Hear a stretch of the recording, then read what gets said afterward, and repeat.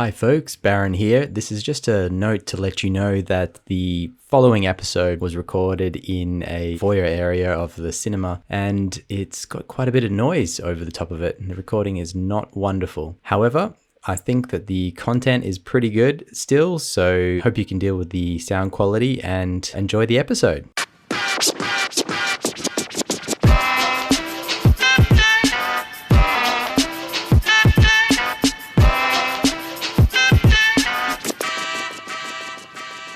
Hi, welcome boys and girls. It's Baron and the Doc here for a on-location review of Promising Young Woman by Emerald Fennell. How are you, Baron? Good, how are you? Yeah, very good. We should add that we are, for the very first time, we've just come out of the cinema and we're inside the cinema complex still. This is the Palace Cinemas at Pentridge, the new ones, and we're doing a podcast right here with wine. How good is that? Well, I've barely been in public, let alone at a movie. No mask. No mask. In public. Yeah, crazy. This is Australia and the virus. Like, we've done well. We've got our dodgy little microphone and camera set up here right in the bar. Yep. This is the show where we talk about films and the films that we're reminded of while watching those films, and there are spoilers. There are spoilers, and we've just watched this film, Promising Young Woman. So this is unrehearsed. We're normally unrehearsed anyway. We're normally fairly unrehearsed. This is fresh off the film. And then we finished watching the film, which is only like 15 minutes ago.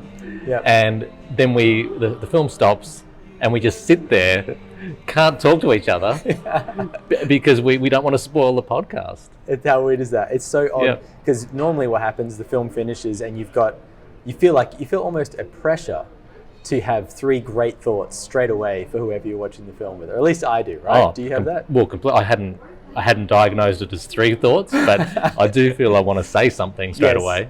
Yeah. What did you think? Yeah, exactly. And have a couple of zingers, right? Yep. And we had to hold on to that.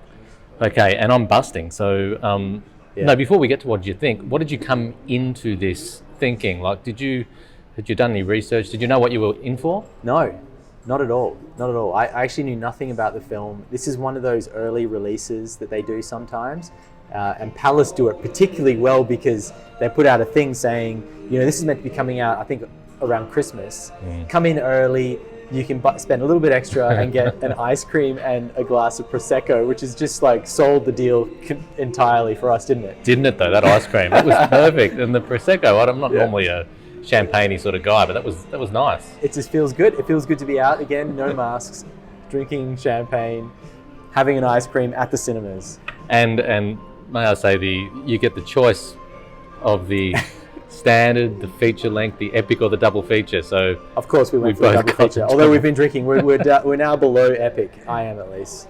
Yeah, you are. Yeah, too. I'm below epic. I'm feature. So we've had one. Should we start off with a synopsis? Let's tell people what to expect. Yep. What this film's about, and then we can get into details. Okay, well, it's about a woman, Cassie, who is she had an awful experience about 7 years ago, I think it was, when her and her friend basically was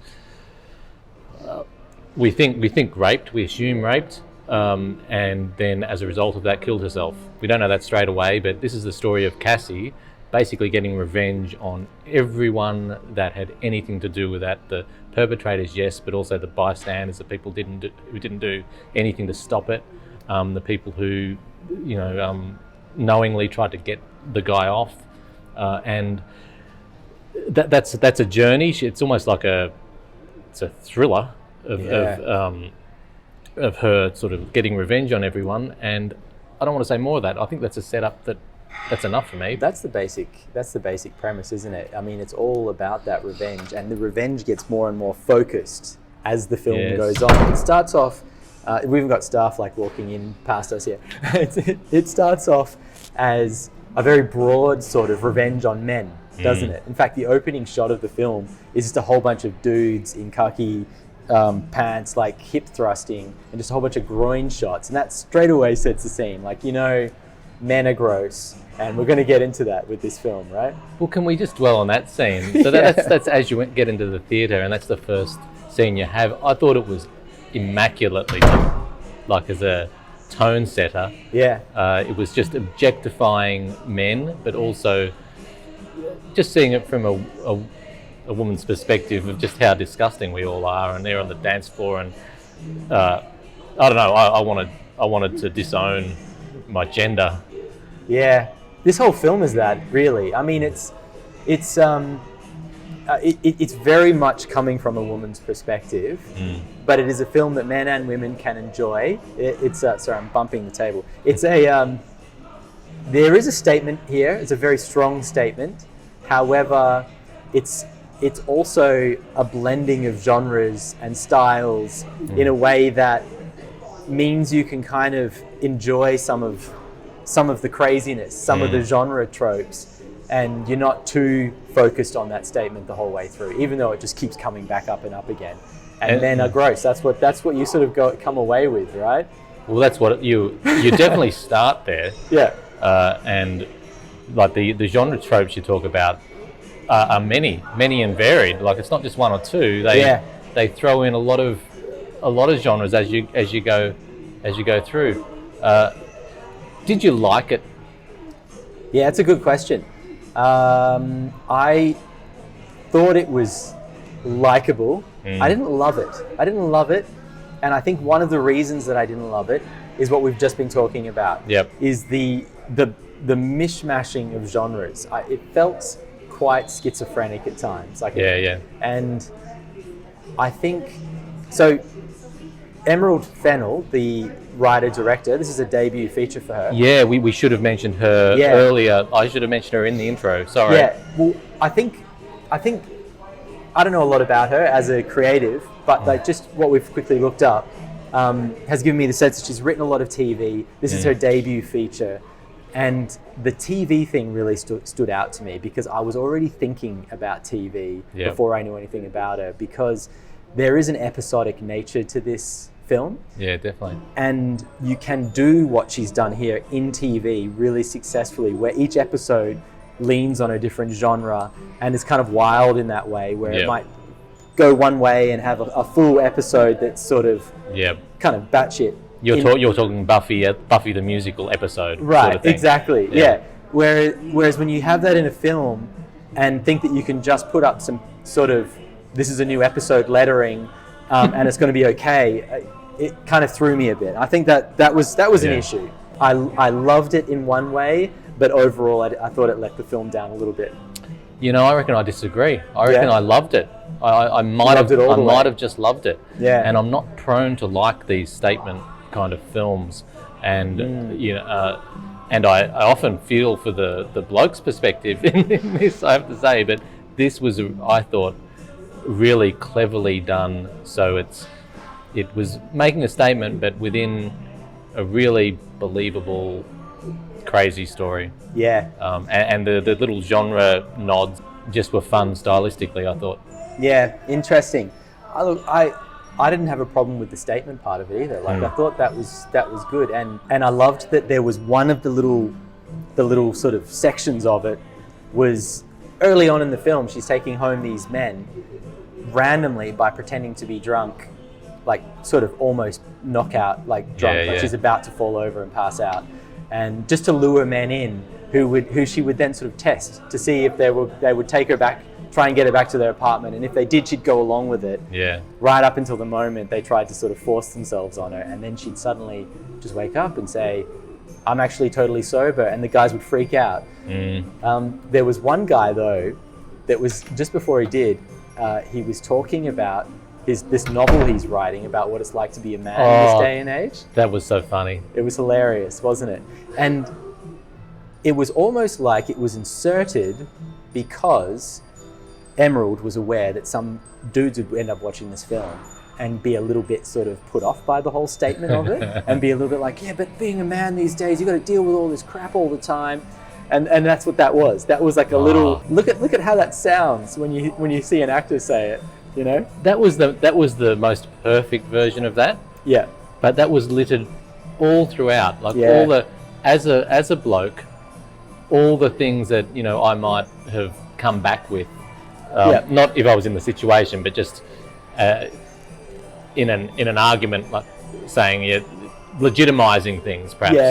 Yeah. They all just came back into my face as how really how stupid these things are and how they're not getting the point. Yeah, absolutely. And I thought that did it so well in that scene. I'm not sure who the actor was. He's been in things, maybe American Pie type things. He was an American. No, he was in Kick-Ass. He was definitely in Kick-Ass. That's it, Kick-Ass. Yeah. Yes. But that scene was so perfect because he was the sentences starting with I, I this, I that. Yeah. He hasn't got any idea who he is. He thinks he's a good guy. Yeah. Through all this, he's writing a novel about how hard it is to be a man. You couldn't get funnier than any of that, really. Would you say that sort of the essay thesis or whatever, like, of this whole thing was like the statement is that a lot of men think that they're good guys while doing horrendous crap, and they get away with it by saying I'm actually a good guy. Is that sort of the whole thing here? Is that what we get down to? Well, that's one of them, and that spoke to me, really. Yeah. Similar to an ad we had here in Australia about, I think it was some guy leering at a woman on the tram or something like that, and I remember that, they somehow focused on the other bloke that turned away or something like that. Yeah. So I think it really spoke to that middle ground of men who think they're good blokes, who probably are for the most part, or who may be either on the margins capable of some of this stuff, or capable of looking away. Yeah, absolutely. And I think it's a good lesson. Yeah. Yep, and I think you can tell that Emerald's been thinking about this for a while, and throughout the writing of this, all of those thoughts and those experiences have come together for her to say, almost like she's arguing for and against herself the whole way through. There are a lot of twists, with like a little twist to it, I thought. The first one being, it's a simple thing, but for starters, you're watching this drunk girl and you're seeing how the men are kind of acting. Did you expect her to just suddenly wake from the drunken dead and look him in the eye and just say you're a creep?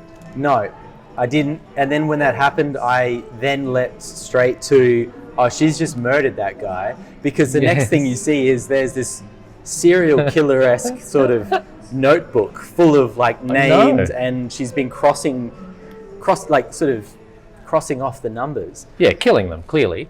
Killing them. Yeah. I was certain that's what was going on. But then we discover that's not what's going on, and actually all she's doing is just giving them the fright of their life and hoping they learn a lesson. Yeah. Which becomes her thing, right? The whole way through the film. All of her acts of revenge are they're psychotic, but they're one step short of murder.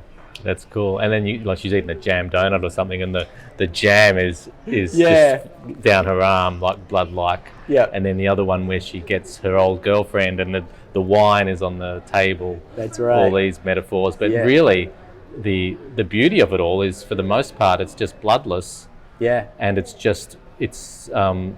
talking to their ego, to their sense of shame, and that sort of stuff. I think that's a great revenge. I was torn by it because I was expecting one thing and it wasn't.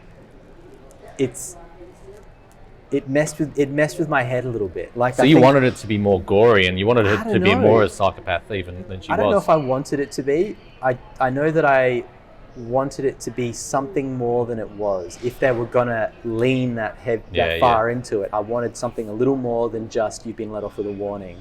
You know what I mean? It's true. But ultimately, I think I go for the ride. I think I've accepted it, and the way it ends is so shocking that you get there in the end. The violence happens in some way or another. And I think that's better. That's more impactful for the. I really loved the fact that it was a non-violent terror, especially which one was it? I think it was that same scene with the guy from, you said before, from Kick-Ass. Where it was revealed that she wasn't drunk, and that reveal of her not being drunk with the delivery and the music and his reaction and everything was played like a full-on horror scenario. Totally. The fact that you've got this girl who isn't drunk ends up being so scary to everyone. Yeah. My goodness, she's not drunk, therefore she's seeing this for what it is. Yeah. And Yeah. that was one clever. of the absolute best scenes for me, like, because it was really played as horror. Yeah, really. The music was like full on horror. Yeah, and there was Yeah. no horror involved. She was. Yeah, I totally agree. That is really clever. I think it still threw me off as a genre fan. I was completely off balance, and it took me a while to get my balance back. But I think you're right.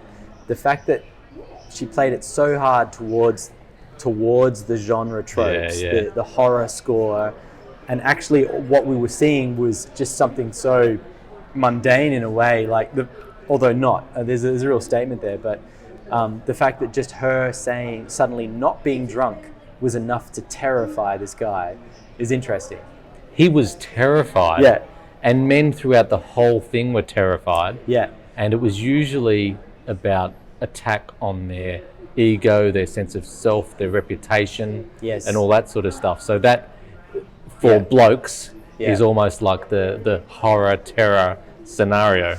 It's the same thing, and it's played out really well. And there's actually one little chapter that's just on this, but it's the same thing as road rage. When you're inside your car and you think you're anonymous, and you're a complete asshole to everyone around you, and you're like, flipping everybody off and screaming obscenities, and then they get out of the car and suddenly it's not inside the car anymore. You know what I mean? And you don't feel comfortable. It's almost that exact same setup. The guys felt anonymous because she was so drunk, and all of a sudden they're not because she's not drunk.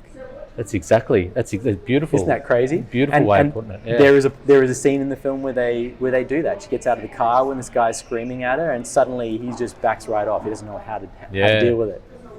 And how that anonymity stuff, like the first scene, the first guy she terrorizes.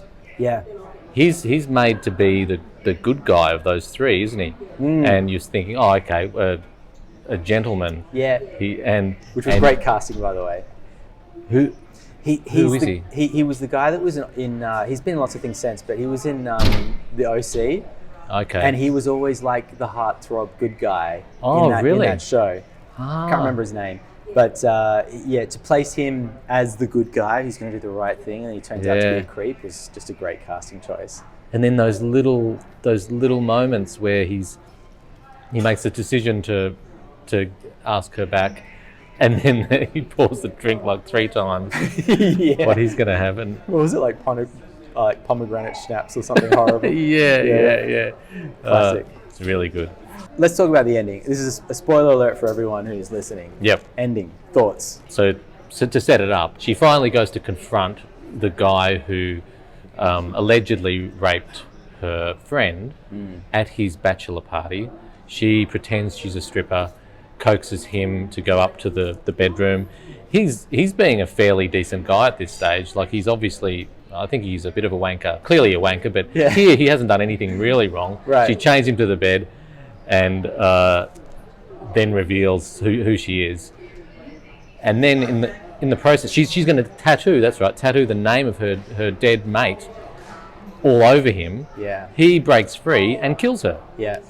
Now, that was horrific, really. When in a movie that has no violence, that was a really, it got you. Because you watch the whole thing in real time. Like, there's no cutting through it. Yeah. You watch him put a pillow on her head and put his knee on top of that, and you're just waiting for her to die. It was a violent sort really incredibly confronting after the film we've seen up to that point. And this is the person that we've come to love in the film. Yeah. She's the heart of the whole thing. Like, we absolutely like her, do we not? Absolutely. Yeah. And we've seen her go from being someone who's fairly hopeless and has lost her way to having a relationship that goes full rom-com at one point. Yeah, we haven't mentioned that rom-com that chapter. We need to talk about that. Yeah. But then that falls away. Yeah. But we've gone on a real journey with her by this point. And I think the last thing I was expecting was that she was just going to unceremoniously die. You know? I would have thought that's impossible. Yeah. Like, Me too. I didn't have that in my list of possibilities. No. And like I took that probably as if there was any statement I took when he has the pillow over her head with his knee on the pillow. He hadn't actually wanted to do that. He hadn't intended to do it, but he's doing it. Yeah. I took that as a statement of silencing women, basically, even though all this movie has been about, the getting back, or the voice of women, the Me Too type stuff. This was going to be just the final comment that, still men get the final word and all get touched up. Yep. And I would have rathered, actually, it stopped there. I thought that would have been impactful. Oh my God, can you imagine? Yeah. Everyone would have just left in shock, but then you'd have so much to talk about, wouldn't you? I wanted it to stop there, and I really thought this has got me. That whole moment, man, it comes down to, like, in the end, and I'm just trying to think through this, what Emerald's saying here by making this choice, but the thought was, when a man's confronted with something that's that uncomfortable that he can't get out of, and there's going to be a real repercussion that he's going to have to live with, that he will turn into like a beast again and rely on his strength. That's exactly right. And shut it down and probably get away with it. It's full on. Yeah. Because it's not that you don't feel for him at that point. Like, that's an awful thing to say, because he has acted in this scene fairly reasonably. Yeah, that's true. And all we've seen of him is this. That's all we've seen. Yes, so we don't know the situation from back then. But and he's saying and doing all the right things in the situation up to that point. He's sort of going, well, wait a second, I don't want to, I'm not interested in this. But even me as a male and as a viewer, by the time I've got this far in the film, I'm thinking, but really he's a bloke and they're all the same. Yeah. So the film has got me into the same mindset as Cassie. What a damning. It's damning. Damning statement on men, and to be men sitting in the cinema watching it, and going for that ride with our prosecco and our and our choc tops. We just finished our prosecco and our choc top, and now we're filming a podcast about the Me Too movement. We were confronted. Yeah, no, it's funny. Yeah. What did you think? You mentioned the episodic nature. I was torn by it. Because I was like, this works in TV so well. You can do this. You can have a season. I reckon this film had about 8 or 9 episodes in it. Wow, it'd be a great TV series. It would be an incredible TV series. Yeah. It was almost the season mapped out in a film. Yeah. So I was torn by that, because as a lover of cinema, I was like, this isn't what you do. What are you doing? You know what I mean? But it works. It does work. I think it doesn't work as well as it could do if it were more focused. But I think it works as well as it could have. I really, other than maybe, like I said, I kind of wish it had stopped before he woke up the next morning and it turned into a, what was the line? You kill the stripper at your bachelor party. What is this, the 90s? Yeah. So it turned into a murder, bury, win, like the film we reviewed. Yes, or Very Bad Things, or any of these films. Yeah, totally. For a moment. And that, I could have done without that, but I thought it's a fun nod to the genre. But and then the last act, we've got the text messages that are all scheduled and the police storming into the wedding. I mean, I suppose on one level, if you want an ending where you feel like it hasn't been a giant waste of time, her whole life's journey, I guess, then you need that. You need some closure. Yeah. But it did make me roll my eyes a little bit. Yeah, me too. It's the whole, that's a little bit too well thought out, They probably had to do it. And it wasn't a bad ending. Like, it was another twist, coming back from the grave with text messages in the 2020s. But I don't know. Rather than all the clever little text messages, I would have just rathered, and this is what I was expecting, is the video was sent out. I thought it was going to be. Just the final thing is, screw you all, I'm sending the video anyway, just in case, I mean, that seemed like the clumsiest part of the whole thing, the end. Yeah. Cast. What do you Pass. reckon? Firstly, Carey Mulligan. I didn't even know who it was. I had to ask you at the end. Yeah. Like, I know her. I've seen her in millions of things, but I hadn't twigged to who I was watching. I thought Almost unrecognisable. Thought it was a newcomer. She's lost a lot of weight. I think that's Is that why. what it was? Okay. She looks really because she's really she's lost a lot of weight. It seems it just changes the shape of her face. It took me a little while. I knew she was in the film, but it just took me a little while to recognise her, which is odd. I thought she was an astounding performance, though. Yeah, she's great. And she's always been good. Every film that she's in, she's a knockout, and she was great in this as well. At a couple of times, I was taken by the soundtrack. Any comments or thoughts about that? There were some beautiful soundtrack moments. Yeah. I think the score I was less convinced about. Agree. Yeah. It was overly scored at times. Yeah. But the soundtrack choices were banging. But the score kind of went with those genre shifts. It did. Yeah, it did. But I just maybe a little too much. I think it was a little heavy-handed. Yeah. Good idea, but a little heavy-handed, I think. Yeah. The score, but the soundtrack. There was the instrumental version of "Toxic" by Britney Spears as she's walking up in her. Was that it was instrumental? Yeah. Oh, I'd written down the Toxic. That was the clear highlight soundtrack. That was the best. It was the best. Yeah. And that version of it was banging. It was great.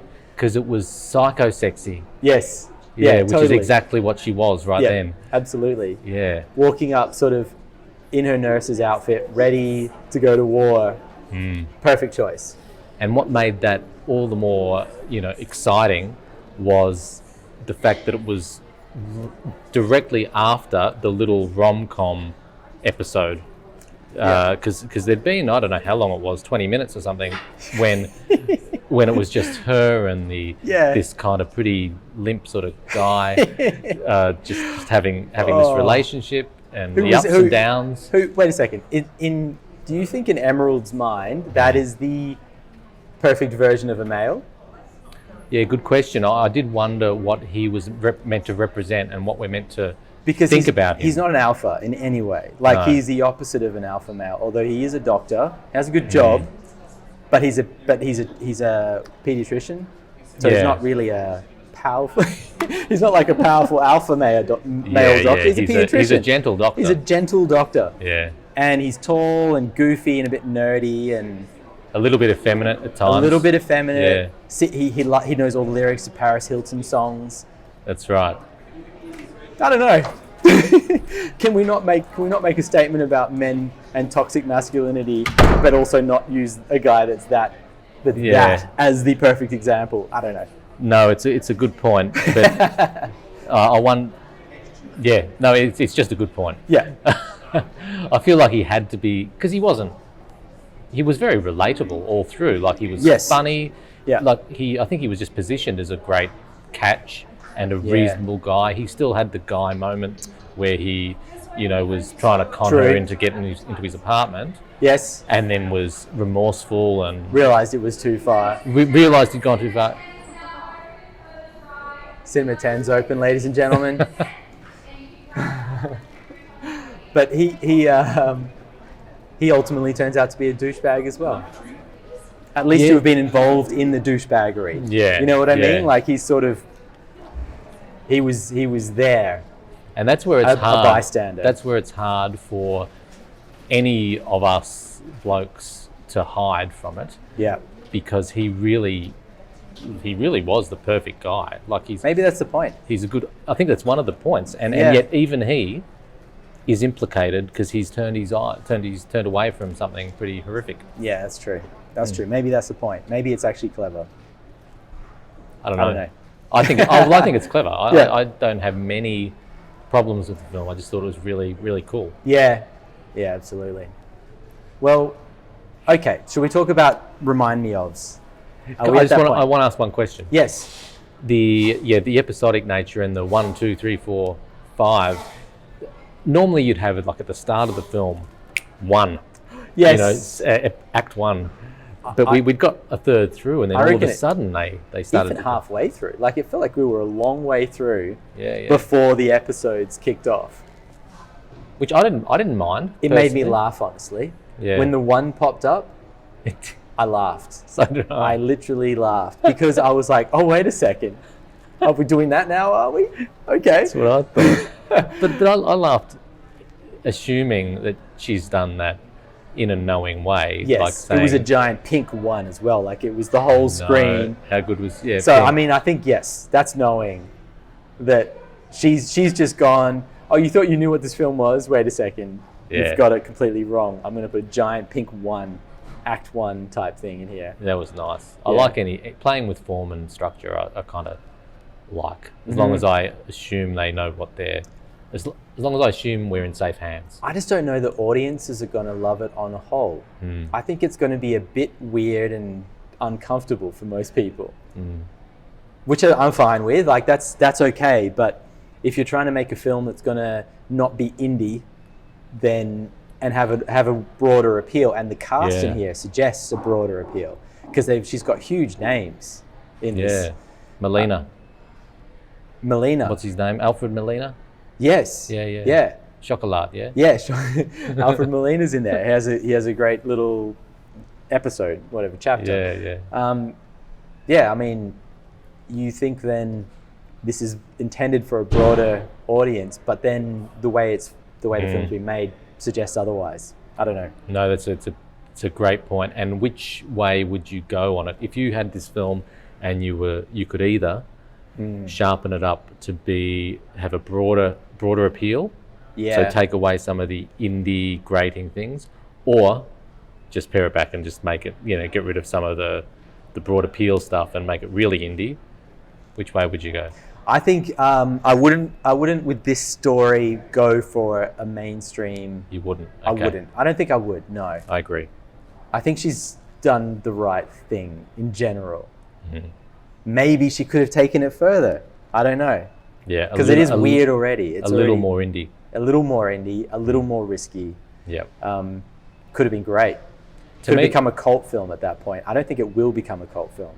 And to me, that's because of the last act. Yeah. If they had stopped at her dying, then I think could you imagine?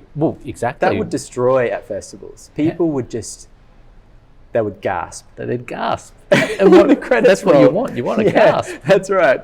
Because I had a couple of gasps. You're right. The ending's a bit weak. The ending is a nod to Hollywood. Yeah, it is. That's interesting. Yeah. Wow. Yeah. Reminds me of what we haven't had normally we have days to think about this. We've had 15 minutes. So I have a couple. Nothing great. Yeah, but that's all right. We'll do what we can. The first one that came to mind was simply for the whole diary with all the names that she's ticking off. Billy Madison. This is out there and a stupid reference, but I could not help but think of Buscemi in Billy Madison putting on lipstick and writing down the names of all of the people in high school that bullied him. And then taking them off, crossing them off one at a time. I haven't seen it. I haven't seen Billy Madison. There you go. Awful. Anyway, that's a silly one, but well, that's the in point of my first one, and that is great.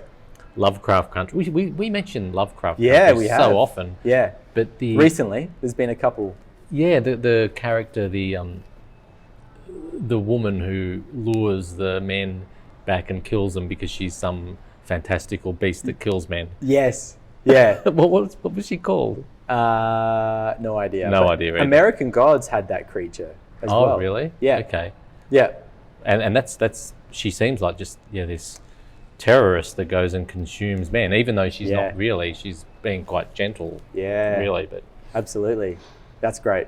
That is basically the same concept. That's what her existence had become. Carey Mulligan's character. Yeah. Well, that's great. The Babysitter. I couldn't stop thinking about The Babysitter, which is McGee's film, a Netflix film, and it's not as good as this, but it's very genre. It knows what it is and it's leaned into it 100%.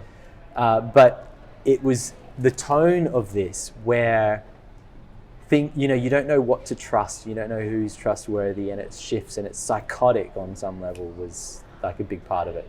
Yeah. It really reminded me of that. Also not a very strong one, but it was in there a little bit. Okay, is it worth me seeing? Because I've seen that come up in the queue, but I haven't bothered with Only it. if you want something mindless and a little bit of fun. Oh, look, mindless and a little bit of fun is my middle names. Yeah, awesome. Awesome. What else? Well, reminded of just through the fact that the film used the footage of, it was a clip of Robert Mitchum, and I think it was either Night of the Hunter or Cape Fear.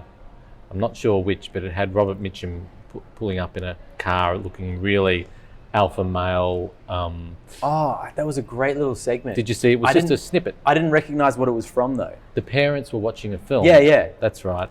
And again, I can't remember. And he was talking to God. He was driving his car, he? I think he was driving his car and talking to God.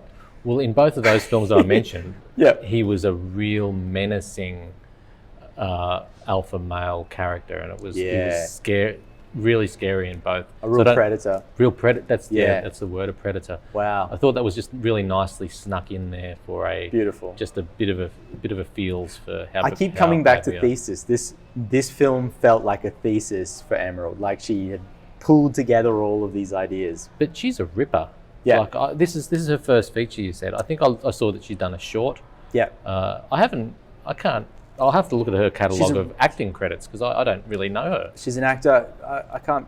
I mean, we only just looked her up, but she's written a lot of TV. There's The Crown, and what was the other one? Killing Eve.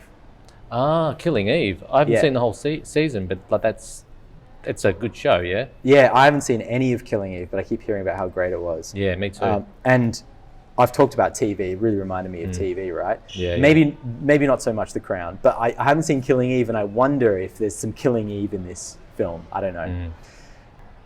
I'm thinking Gross Misconduct. I'm not sure. I can't remember what that was, but I feel like it had more of a traditional male gaze on it. And Wild Things, which had oh man, Matt Wild Dillon Things. and Neve Campbell and Denise Richards. Oh my God, what a film! That's just the subject matter of playing with this. That's these classic, these blurry lines. Absolutely. Yeah, but this is done with a woman's perspective. Yes, and that to me makes it all the more fresh. Yeah, that's all I've got. Have you got anything else, Doc? How far are we through the? Well, I'm almost done. I'm well under a standard pour. I'm well under a standard pour as well. What do you do? That's good timing, I think. No, I think that was good. This is an experiment. Did we say we're at the new cinema? The new cinema, Pentridge Palace Cinemas in the old prison. Yeah. And they just had the, I think they just had the debut or the premiere of The Dry with Eric Bana here the other day. Oh, really? And Eric Bana was in Chopper. So that's why they chose this place, I think. I'm guessing. Because, okay. Yeah. Well, for our international audience, Pentridge is an old prison in Melbourne, Australia. Yep. And now is a housing development. So they gutted it and Absolutely. There's all houses where the prison was. And now there's a cinema where the prison was as well. And Eric Bana played Chopper Reed, and Chopper Reed was a notorious criminal that used to be in this prison. That's the story. Okay, and now here we are. And here we are. Talking about girls killing blokes or trying to. I think that's a wrap. I think it's a wrap, Kim Logan. Okay. I'll see you at the next one. See you next week, Baron. All right, catch ya. Bye.